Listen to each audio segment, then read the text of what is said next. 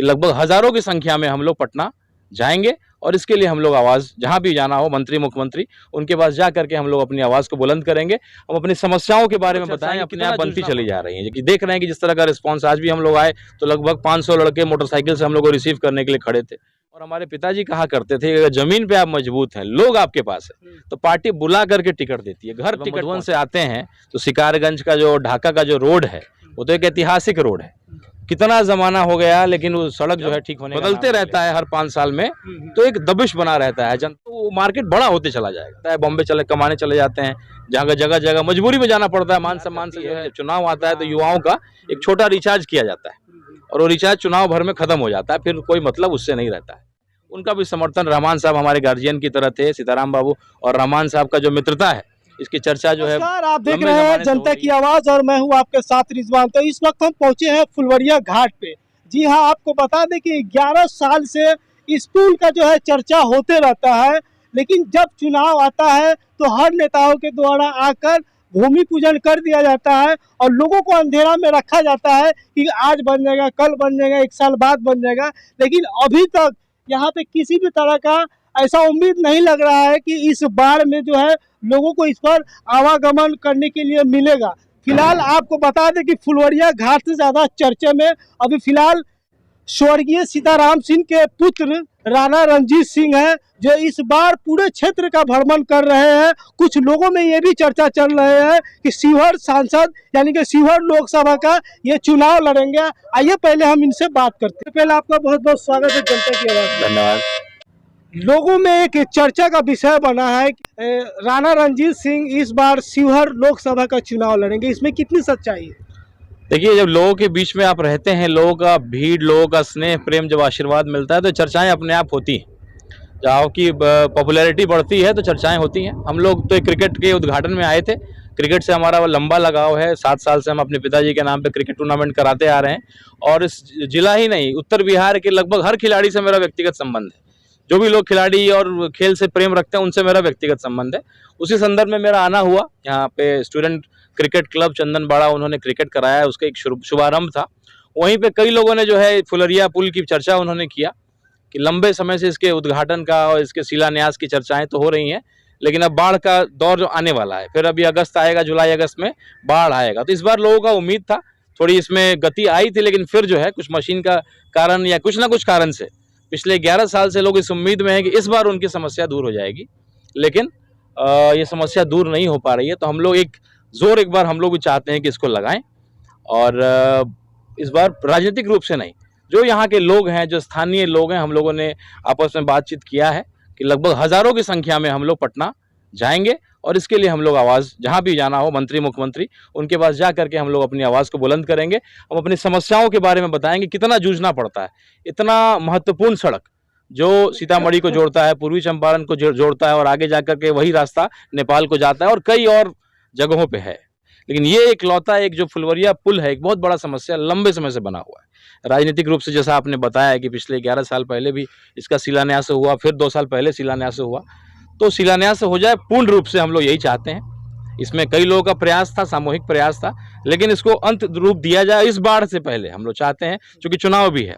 तो कहावत है कि जब लोहा गर्म होता है तब हथौड़ा मारने पे काम आता है। तो चुनाव का दौर है। मैं एक बार अपने सभी भाइयों से, सभी जितने हम लोग के लोग हैं जो इस परेशानी से जूझ रहे हैं, जो इस सड़क से गुजरते हैं, हम लोग भी अपने रिश्तेदारी में न्योता पिहानी में आते हैं तो बड़ी समस्या हो जाती है बाढ़ के समय।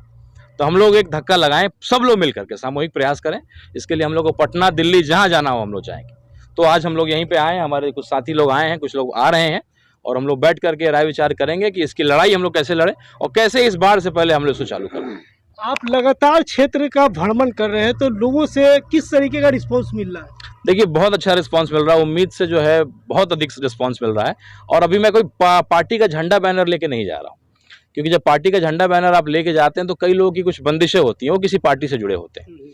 तो मैं सीताराम बाबू के जो एक परिवार था, एक बहुत बड़ा परिवार, ढाका से लेकर के चिरैया, शिवहर, एक जो संसदीय क्षेत्र था, बहुत स्नेह प्रेम उनको मिला। अपने लोगों के लिए हमेशा सुख दुख में वो खड़े रहे। तो जो उनके लोग थे उनसे मैं मिलजुल रहा हूँ, बस केवल इतना ही काम कर रहा हूँ। आप उसको संक्षेप में कहें तो मैं अपनी शक्ति को एकत्रित कर रहा हूँ। लोगों में चर्चाएं अपने आप बनती चली जा रही हैं, कि देख रहे हैं कि जिस तरह का रिस्पांस, आज भी हम लोग आए तो लगभग 500 लड़के मोटरसाइकिल से हम लोग को रिसीव करने के लिए खड़े थे। क्रिकेट में भी बहुत भारी मात्रा में जो है वहाँ लोग थे, कई लोग आए, इन्होंने बताया इस मुद्दे को। तो जब स्नेह प्रेम मिल रहा है तो उससे उत्साह मिलता है, और निश्चित रूप से अगर आप समाज के लिए या अपने लोगों के लिए कुछ करना चाहते हैं तो कुर्सी जरूरी। आप जब किसी पद पे रहते हैं तो आप उनकी लड़ाई को और मजबूती से लड़ पाते हैं। तो अगर उनका आदेश होगा, वो लोग कहेंगे, तो हम लोग आगे बढ़ेंगे। अच्छा, तो ये बहुत सारे लोग ये भी जानना चाहते हैं कि आप किस पार्टी से आना चाहेंगे? देखिए, अभी हम लोग सीताराम दल, जो सीताराम बाबू के लोग हैं, और जो हम लोग का अपना युवा शक्ति है क्रिकेट के माध्यम से, या अपना जो आपस में हम लोग का लंबे समय से, क्योंकि कोई टिकट लेकर के 1 महीने 2 महीने पहले चुनाव लड़ने आता है, और फिर वो बेचारा लोग जो ढूंढते ढूंढते पहचानते समय बीत जाता है। हम लोगों ने 1 साल पहले इस अभियान को शुरू कर दिया है, और हमारे पिताजी कहा करते थे कि अगर जमीन पे आप मजबूत हैं, लोग आपके पास है, तो पार्टी बुला करके टिकट देती है, घर टिकट पहुंचाती है। तो हमारा ये सिद्धांत है, और जिस तरीके का प्रेम स्नेह मिल रहा है, मुझे लगता है कि एक नहीं, मैंने बहुत सारी पार्टियों से हम लोग को ऑफर मिलेगा, और हमारे लोग बैठ के निर्णय लेंगे किस पार्टी से जाना है। अच्छा, आप पूरे क्षेत्र का भ्रमण कर रहे हैं, तो समस्या देखने के लिए क्या आपके सामने मिल रहा है? देखिए, मूलतः यहाँ पे जो समस्या है, सड़क सबसे बड़ी समस्या है। जब हम मधुबन से आते हैं तो शिकारगंज का जो ढाका का जो रोड है, वो तो एक ऐतिहासिक रोड है। कितना ज़माना हो गया, लेकिन वो सड़क जो है ठीक होने का नाम नहीं लेता है, और इतनी दिक्कत होती है, खाना वाना खा के अगर आप निकले हो तो पूरा जो है लगता है कि एकदम बेचैनी हो गया, एसिडिटी हो गया। तो अब अंततः जो है, अब हम लोग चुनाव में एक अभियान लगाते हैं, नहीं तो आपस में चंदा वसूल के बनाएंगे। अगर इतने समय से नहीं हुआ है तो हम लोग आपस में सब लड़के हम लोगों ने बात किया है कि भाई जो जितना सक्षम हो, 10 रुपया 20 रुपया 100 रुपया दे करके हम लोग अब चंदा से बनाएंगे। 2 महीना इंतजार करके देखते हैं, इसको पहल हम लोग करते हैं। और सड़क की समस्या सबसे बड़ी समस्या बनती जा रही है, चूंकि बाढ़ ग्रसित इलाका है, हर साल बाढ़ आता है, वही सड़क बनता है, टूटता है, फिर दोबारा बनता है, तो विकास कहाँ से होगा? तो इसका परमानेंट सॉल्यूशन ढूंढा जाए।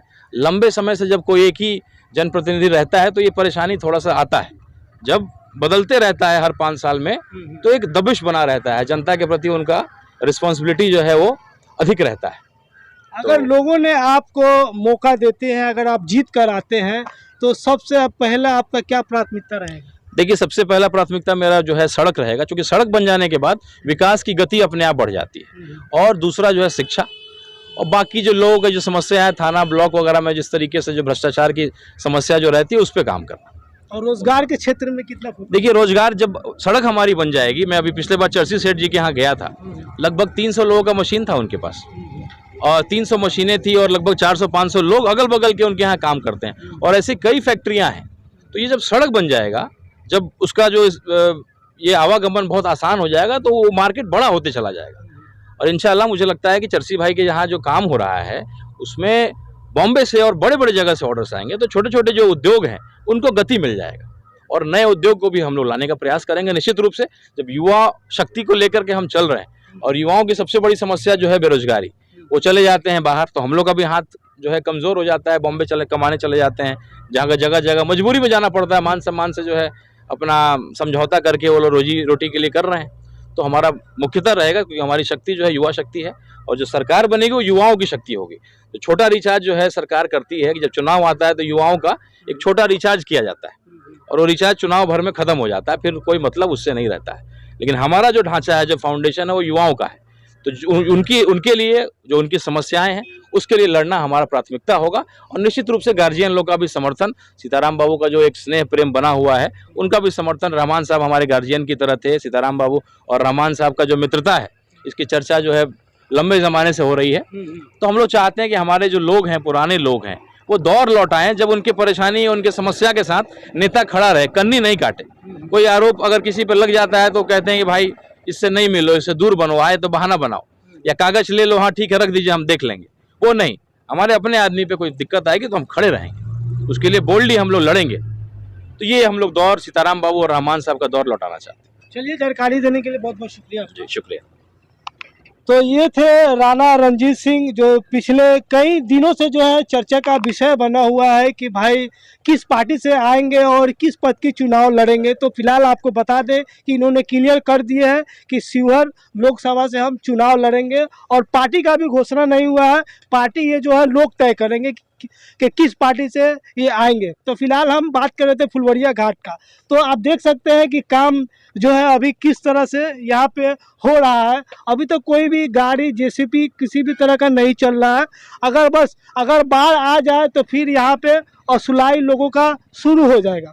तो फुलवरिया घाट पर भी कहे हैं कि इस पर कोशिश मेरा जारी रहेगा। हम लोगों का युवा शक्ति मिलकर हम लोग प्रयास करेंगे कि इसको जल्द से जल्द चालू कर दिया जाए। तो बने रहिए कुछ और खबरों के लिए और देखते रहिए जनता की आवाज़।